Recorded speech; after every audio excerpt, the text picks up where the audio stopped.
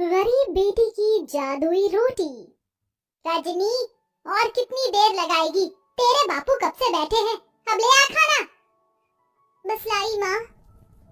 रजनी को खाना लाता देखकर पिता किशन ने मुस्कुराहट से पूछा, अरे आज मेरी बिटिया ने क्या क्या बनाया है? बाबा, मैंने आपके लिए भिंडी की भुजिया बनाई है और सूखे आलू भी। फिर तो आज मैं पेट भर कर रोटी खाऊंगा। दो तरह की सब्जी बनी देखकर ललिता बड़बड़ा उठती है। अरे लड़की, दो टाइम की सब्जी एक ही बार में क्यों बना दी तूने? एक तो ऐसे तेरे बाबा की कमाई धमाई नहीं है और महंगाई इतनी है। जाने दो ललिता, अब तो बना दिया बिटिया ने।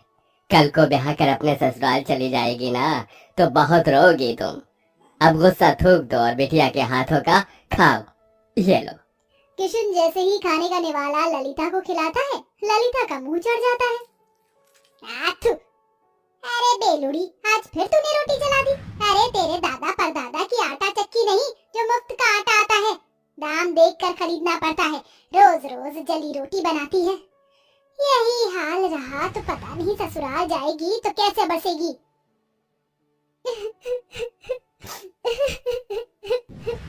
अरे बिटिया, तू रो क्यों रही है?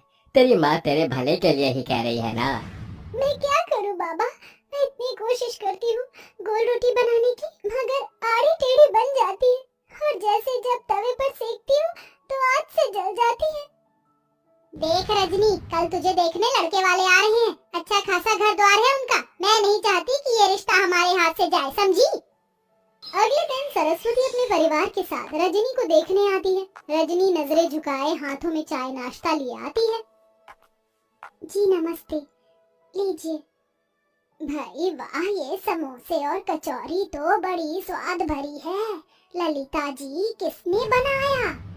जी ये समोसे कचौरी सब बिटिया ने बनाया है। अरे वाह, ये तो सोने पर सुहागा हो गया।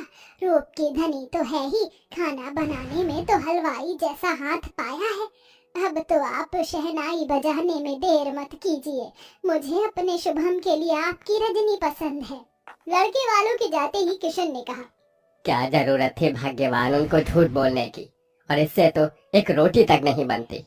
अगर सच बोल देती ना तो वो लोग रिश्ता तोड़कर चले जाते और इस तरह से इसका रिश्ता कहीं नहीं लगेगा। सारी जिंदगी कुंवारी बैठी रहेगी।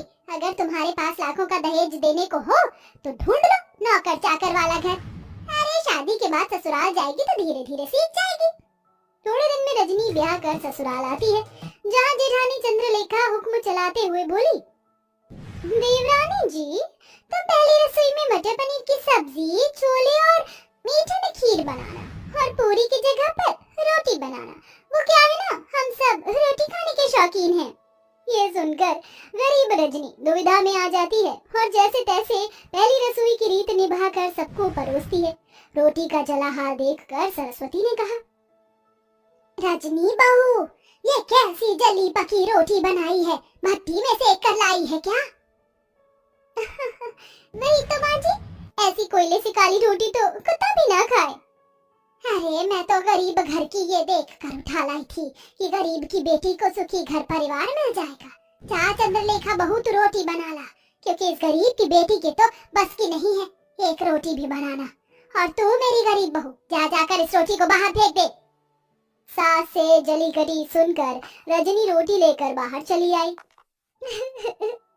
मैं इस रोटी को फेंकूंगी नहीं, क्योंकि अन्न की बर्बादी होगी। किसी जरूरतमंद को दे देती हूँ। तभी एक उम्रदार बुढ़िया उसके पास चलकर आई। बेटी, रोटी खिला दो, बहुत भूखी हूँ। ये लो अम्मा, क्षमा करना, रोटी जरा जली हुई है और मेरे पास कोई सब्जी भी नहीं। मेरी पोटली में गुड़ है, उससे खा लूंगी। बुढ़िया हबड़ हबड़ कर रोटी खाने लगती है। तभी रजनी का परेशान चेहरा देखकर वो पूछती है, बेटिया, तुम परेशान क्यों हो? अम्मा, मेरी लाख कोशिश करने के बाद भी मुझसे गोल और अच्छी रोटी नहीं बनती। मेरी जेठानी अच्छा खाना बनाती है, इसलिए रसोई पर एक अकेली उनका अधिकार जमा है। मेरी सास ने मुझे बहुत ताने दिए। तत्पश्चात बुढ़िया पोटली में से एक तवा उसे देकर बोली, ये लो बेटी, ये जादुई तवा है। इससे अब तुम्हारी सारी परेशानी टल जाएगी। इस तवे पर बनने वाली रोटी जादुई रोटी होगी। धन्यवाद अम्मा। रजनी बुढ़िया का दिया हुआ जादुई तवा घर लेकर आई और अपनी सास से निडर होकर कहा, माँ जी, रात की रसोई मैं पकाऊंगी। इस बार कोई भूल चूक नहीं होगी, वादा करती हूँ। लगता है सवेरे की बेइज्जती से मेरी गरीब देवरानी का मन नहीं भरा, जो फिर जली कच्ची रोटी बनाकर नाक कटवाना चाहती है। देवरानी जी को एक मौका दे दीजिए माँ जी। ठीक है, मगर इस बार की रोटी भी तूने जली बुरी बनाई तो मैं तुझे कतई माफ नहीं करूंगी मेरी गरीब बहू। रजनी रसोई में लग जाती है। सब्जी तो बन गई है, अब फटाफट से रोटी बनाती हूँ। रजनी जैसे ही चूल्हे पर तवा चढ़ाती, वह खरे सोने के समान चमचमाने लगता है। वह टेढ़ी मेढ़ी रोटी बेलकर तवे पर जैसे ही डालती है, रोटी जादू से एकदम गोल आकार की बन जाती है। अरे वाह, पहली बार मेरी रोटी एकदम गोल और प्यारी बनी है। मेरी जादुई रोटी, मैं चाहती हूँ कि तुम एकदम फूली बन जाओ। गरीब रजनी के कहते जादुई रोटी फूल कर गोल मटोल हो जाती है। वह सभी को रोटी परोसती है, जिसे खाकर सब दिल खोल कर तारीफ करते हैं। वाह रजनी बहू, तुम्हारी बनाई रोटी में अमृत जैसी मिठास भरी है। सचमुच रजनी, बिना सब्जी के भी रोटी बड़ी स्वाद लग रही है। सच में रजनी बहू, तेरे हाथ की रोटी खाकर तो जी ही नहीं भर रहा।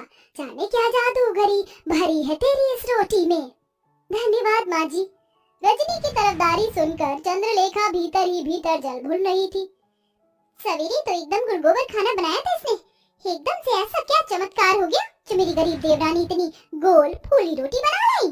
यूं ही दिन गुजरने लगे। तवे के सहारे रजनी ससुराल वालों को जादुई रोटी बनाकर खिलाती। सभी उससे खुश रहने लगे। एक दिन उसके माता पिता उससे मिलने आए। जी नमस्ते। समधन जी, समधी जी, आप दोनों आइए ना। रजनी बहू, देख तो कौन आया है। अपने गरीब माता पिता को देखकर रजनी की आंखों में आंसू छलक आए। माँ, बाबा, कैसे हैं आप? हम ठीक है बेटिया, तुझसे मिलने का मन किया तो आ गए। तुझे सुखी देखकर अच्छा लगा। अब चलते हैं। अरे ऐसे कैसे आए हैं, तो अपनी बेटी के हाथों की रोटी खाकर जाइएगा। रजनी रसोई में आकर रोटी बनाने में लग जाती है। आज मौका अच्छा है, जाकर देखती हूँ ये माजरा क्या है। चंद्रलेखा बहू, कहाँ चल दी? जाकर हल्दीराम से मिठाई समोसे ले आओ। जी माँ जी। इस गरीब देवरानी की किस्मत इतनी अच्छी है, आज भी बच गई। रजनी फट से अम्मा का दिया हुआ जादुई तवा चढ़ाती है। वह चमचमा उठता है। रजनी बेली हुई रोटी तवे पर डालकर कहती है, ऐ मेरी जादुई रोटी, खूब फूलो फलो। ये कहते ही चमत्कार से जादुई रोटी तवे पर फुदक फुदक कर फूल जाती है। तभी माँ ललिता रसोई में आ जाती है। माँ, तुमने मेरी जान निकाल दी। अरे वाह रजनी, तू तो बड़ी अच्छी रोटी बनाने लगी। तभी जादुई रोटी खुद पर इतराई और कहा, वो तो बनी ही थी, हम जादुई रोटी जो है, ये रोटी बोल रही है। हाँ माँ, क्योंकि ये सब जादुई अनोखी रोटी है। रजनी अपनी माँ को बूढ़ी अम्मा के बारे में सब बताती है, जिसे रसोई के बाहर कान लगाए खड़ी उसकी जेठानी चंद्रलेखा सुन लेती है। अच्छा जी, मेरी गरीब देवरानी की बनाई रोटी जादुई है। अब तो इसका पर्दाफाश मैं करूंगी। हाँ। चंद्रलेखा एक आदमी को पैसे देती, जो भिखारी का भेष धरे उसके दरवाजे पर आता है। बहन, 2 रोटी खिला दो, भूख लगी है, दया करो। रजनी को उस पर दया आ जाती है। ठीक है भैया, जरा देर ठहरो, मैं रोटी लाती हूँ। रजनी रसोई में आकर रोटी बनाती है। जल्दी जल्दी से रोटी बेलकर तवे पर डालती हूँ। वो बेचारा भिखारी कितना भूखा था। चलो मेरे प्यारे तवे, जल्दी से मुझे जादुई रोटी बनाकर दे दो। इतने में चंद्रलेखा सरस्वती को लेकर रसोई में आ जाती है, जहाँ बेलन खुद ही चल रहा था और जादुई रोटी अपने आप ही बन रही थी। देखा सासू माँ, मेरी ये गरीब देवरानी जादूगरी जानती है। पता नहीं क्या टोना टोटका कर रही है, जो रोटी खुद ही बन रही है। नहीं नहीं माँ जी, जेठानी जी मुझ पर झूठा दोष लगा रही है, ये सच नहीं है। अरे मैं जो आंखों देखी देखूंगी उसे ही तो सच मानूंगी ना। रजनी बहुत, तू डायन तो नहीं? नहीं माँ जी, अपनी सच्चाई का सबूत देते हुए रजनी जादुई रोटी और तवे के बारे में सब बता देती है, जिससे दूध का दूध पानी का पानी हो जाता है। इसके साथ तवे का जादू भी चला जाता है। चंद्रलेखा बहू, तुमने जलन और बैर में रजनी बहू को गलत दिखाया, और रजनी बहू तो क्या हुआ जो इस तवे का जादू चला गया। अब तुम्हें रोटी बनाना तुम्हारी सास सिखाएगी। माँ जी, रजनी रोते हुए अपनी सास के गले लग जाती है और बड़े चाव से न केवल रोटी बनाना बल्कि सब कुछ बनाना सीख लेती है।